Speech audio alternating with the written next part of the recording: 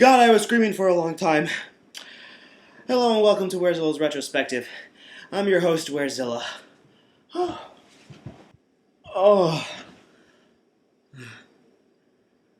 Let's talk about Godzilla, shall we? That's certainly a name you're all familiar with. Godzilla initially started out as a warning of the dangers of nuclear warfare, something Japan was all too aware of when the movie was made. The original film was very dark, very serious, and considered to be the best in the series. Many Godzilla films were to follow. The third was even a crossover with King Kong, and oh my god! What's wrong with your face? Yeah, kaiju films are not known for having very good special effects. Instead going for the rubber-suited monsters instead of the more expensive stop-motion animation effects. But really, that's the appeal, as cheesy as it can be. And boy does it get cheesy at times. Given the number of Godzilla movies there are bound to be good movies, great ones, decent ones, and then we got today's fuckery. To give you some context, the ninth film, Destroy All Monsters, had multiple monsters that appeared in Godzilla movies, and even their own films as well.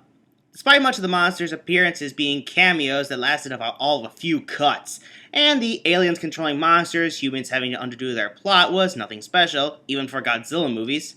The movie made up for it by having the grand finale of 6 different kaiju battling the big bad of the series, King Ghidorah.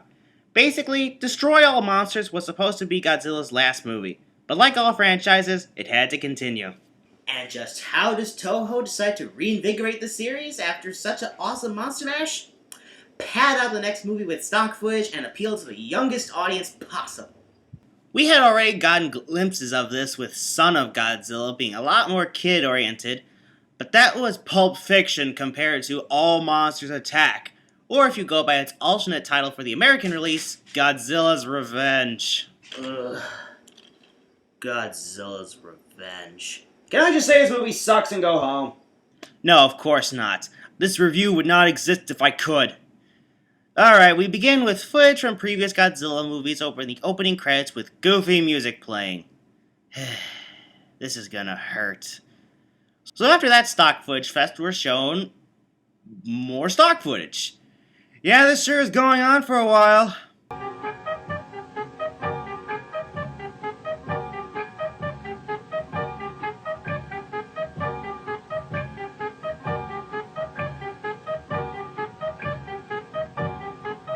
This is where we're introduced to our main character, Ichiro, and his laughably bad dub actress. Hey, Minya sounds just like that. Minya? Minya cried just like that. Jeez, it'd be easier to understand this kid if he was speaking his original Japanese, without subtitles. Ichiro and his girlfriend? Yeah, I'm not sure who this girl is supposed to be. In fact, I could be wrong about her being a girl. Anyway, they run into quite possibly the lamest bully ever in the form of this kid, Gabara. Why, you ask? Well, he tempts Ichiro not to pickpocket someone, fight him and his gang or mooks, or even some kind of acrobatic feat in the rail yard, but instead he dares Ichiro to honk the horn of some random dude's bike as he paints. Is that really the best you got? Bullying 101. That's not even something Ichiro could get in trouble for. That's the point of peer pressure. Honking some guy's horn will have no repercussions in any way. Ichiro runs away and meets his dad driving one of the yard's freight trains. There really is no point to this scene and only serves as lead-in to the father and one of his co-workers commenting on how antisocial Ichiro is and that Ichiro's parents get in the way of them seeing him. Is this really the best plot we're gonna have? His co-worker in turn reads from the paper that 2 bank robbers are still at large. Get used to people saying this, because the movie is going to remind us of this a lot. Ichiro meets with a toy maker who he works with, I guess. The toy maker reveals he has some kind of virtual reality device that allows kids to see whatever they set it to. Aw, shit. We have this guy to thank for the virtual boy. Ichiro says he wants to see Monster Island and meet Minya, Godzilla's son. The toy maker is understandably confused, and so am I. We've seen Monster Island before. It's the biggest gathering spot for city-destroying monsters, making it quite possibly the most uninhabitable island in the world. Ichiro heads home and turns on the device he... Actually, did the toy maker even give him one of those in the last scene? I don't think he did. How does Ichiro have one? Then, in an absolutely stupid scene, Ichiro actually starts to daydream that he's on a plane on its way to Monster Island. I'm serious. This scene is actually in the movie. What I want to know is what the hell the other people on the plane are thinking. Yeah, I know it's a daydream, but still. Ichiro is one thing since he's a dumb kid, but what's the deal with these people? Just from a storytelling perspective, why even have other people on the plane with Ichiro?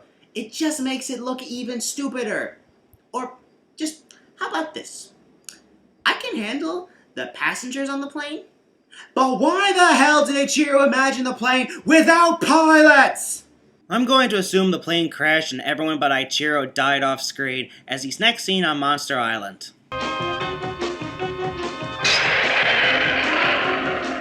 There's Brosaurus.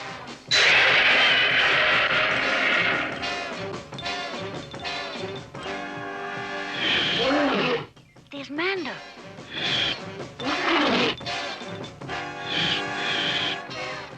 Angulus. Okay, not only were those shots taken from other movies, but one of them's not even an actual Godzilla movie. Now that we've gotten the monster cameos out of the way, Godzilla makes his debut. Wait a minute. Something feels familiar about this fight scene. Oh, for the love of... This fight scene is from Godzilla vs. the Sea Monster. They're using this fight for padding. A fight that in itself was padding in the movie it originated! Of course they show the whole fight scene with a giant bird. It's only the worst fight in the series, why wouldn't they? Ichiro is seen by Kumakas and runs away, then probably falls down a hole. The trippiest hole I've ever seen! But sadly he lives. A rope is tossed down and surely enough it's Godzilla's freak seed Minya, who not only is suspiciously kid-sized in this movie, but he can talk as well. Someone kill me, please. I won't hurt you. You won't? No, don't be afraid. Jeez, Minya, could you sound any less like a child molester? Before Minya can make his dad proud and vaporize Chiro, a new monster shows up. This is Gabra, oh so conveniently the same name as the bully from earlier. Minya is of course too scared to fight him though. Hey Minya, guess what? Your dad's indestructible, which means it's probably hereditary! Well, that's enough monster daydreaming action. Let's get back to reality. Ichiro runs into Bully Gabra again, who doesn't really do anything, but he runs away anyway. Wow, this kid is more of a moron than I originally joked about. To build up the already huge level of coincidences, the bank robbers are in the building Ichiro escapes into. All right, you dummy. Now you're really gonna do it. What'd I do? Come on, I'll show you. When you look down this hole, you dropped your driver's license out of your pocket, and the kid got it. Oh, no. Where'd he go? Hey, stupid. Get down.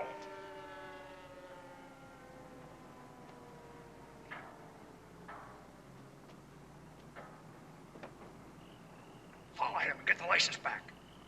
And then we cut to this. This card for sale. Very cheap. Very good. So after a meal with the toy maker, which the filmmakers decided to show in real time, Ichiro goes back to his daydream, where he and Kaiju Gabra partake in pointless Resident Evil Afterlife style slow motion! You can tell it's pointless because he gets away almost immediately. Ichiro then probably runs into Minya again. Hello. What are you doing, huh? Just feeling lonesome because I got no friends. Yes, I can tell you're depressed, but with the happy music and goofy expression on your face. Minya explains that Godzilla has been trying to teach him how to fight. You know, like monsters are supposed to do in these movies, instead of amuse children. Godzilla shows him how it's done by recycling a fight scene from Godzilla vs. the Sea Monster. Naturally, they decided it would be fun by showing the entire damn fight scene with Ebra, with reaction shots of Minya and Godzilla watching. The best part is how they somehow are able to watch the fight when Godzilla and Ebra start fighting underwater. And just to show how shameless this movie is, they then start watching Godzilla fight Kumaka the giant spider. And once again, it's footage from Son of Godzilla. It certainly doesn't help that different movies use different Godzilla suits, and it's extremely noticeable when you take footage from different films. This movie has actually used up so much stock footage at this point, I was expecting this to happen. Garbage day! Huh? No! Kaiju Gabra appears again, and Minya, growing to his normal size in a really bad effect, tries to take him on himself. Could it be an original fight shot for this movie, only 40 minutes in? I realize I should be happy, but as we see, Minya kinda sucks at fighting.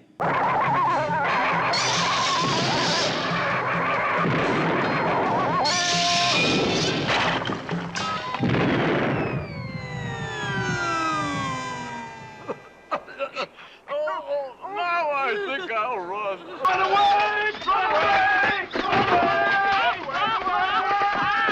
Now that that's done, the two get back to what they do best. Watching footage from other Godzilla movies. This time they didn't even bother taking a monster fight. Instead they decided to have Godzilla just fight a bunch of planes.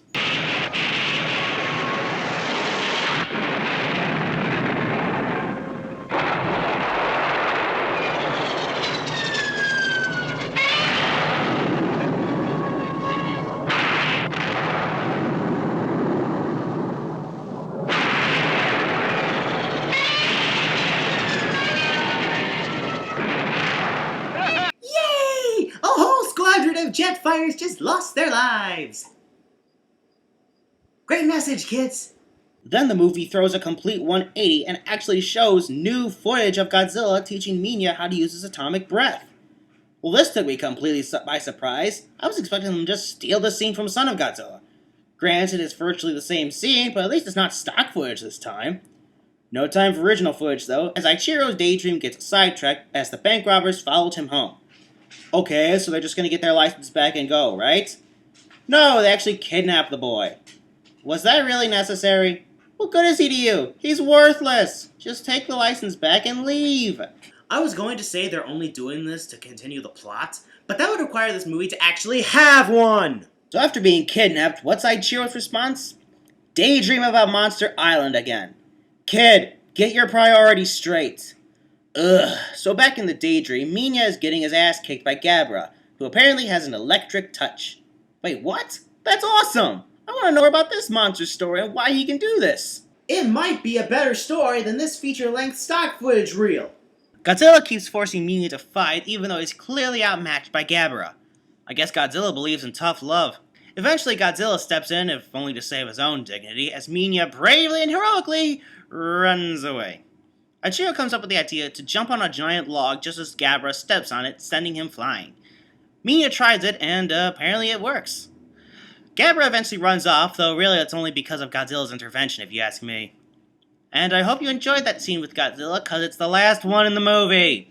From here on out, we're left with Ichiro and these two idiots. And yes, I say idiots because they left their stolen money in their car, which the toy maker finds and is able to call the police and let them know where they are. Idiots. Of course, just having them arrested right then and there would be too soon, so we need to pad out this climax by having Ichiro hide in the building and showing the bank robbers chasing him in a sequence that just won't stop!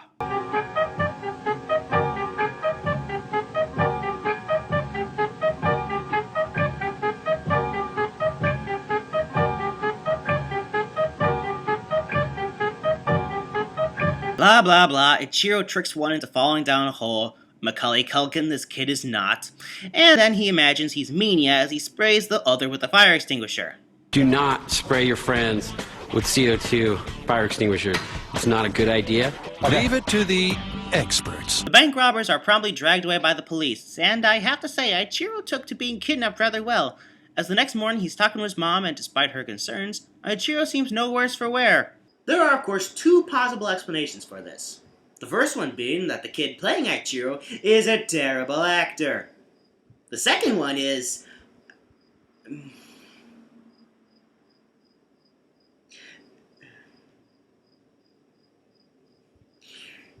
on his way to school, I think? It's not very clear. Ichiro runs into human Gabra again. Instead of running, though, he actually fights him, and what the hell is going on here? At first I thought something was wrong with my DVD, but no, this is really how they shot this scuffle. Ichiro then honks the horn of the guy painting, who chases him and Gabra's gang down because, I don't know, were you really expecting this to make sense? I didn't think so. Ichiro's dad and his co-worker distract the painter as Ichiro and Gabra get away because... I guess they're friends now. So that was Godzilla's Revenge. Where the hell do I even begin with this atomic waste of film? Let's just say if someone was to watch all the Godzilla films for some kind of Godzilla marathon, then got to this movie, I believe any sane person would probably say something along the lines of this. No, go past this part. In fact, never play this again. The focus of being a little kid's daydream about learning a life lesson from a monster is lost because monsters are supposed to fight and be strong. This movie is basically saying, hey kids, you got a bully problem? Just fight him. There are no possible repercussions of that. Except, getting yourself hurt, getting into trouble with adults, or finding yourself at the end of bully vengeance later. Failed moral messages are the least of this movie's problems. It's padded with stock footage from other Godzilla movies that weren't even that great in the first place. And when it's not using stock footage, it's dragging out its original footage because it's desperate to make feature length in its shows. And the dubbing, oh god, the dubbing. At times it's hard to hear anything any of the characters are saying because the English voice actors have talents on par with, well... Fortress Maximus has come himself. Gah! That's all I need to be reminded of. Hey, wait a second. Whether you go by the American release or the Japanese one, the title is a blatant lie! Godzilla does not get his revenge against anyone in this movie, and all monsters did not attack. With titles like that, I was expecting an all-out monster royale, without nearly as much stock footage. I guess Ichiro's self-insertion fanfic wouldn't have had as much marquee value. This is undeniably the worst movie in the Godzilla franchise, and it deserves all the criticism it gets. That's a lot of fish. That movie doesn't count! This movie, on the other hand, actually is a Godzilla film. But boy do I use that term in the loosest possible way. Now, if you'll excuse me, I'm going to go watch Godzilla vs. Mechagodzilla. Why? Because it's a Godzilla movie that doesn't suck! You know what? I'm not done yet. Target on! And if I ever meet the person who sent this movie to me at the end of the Diamond Defender review, they're getting my Target Master gun right up their ass!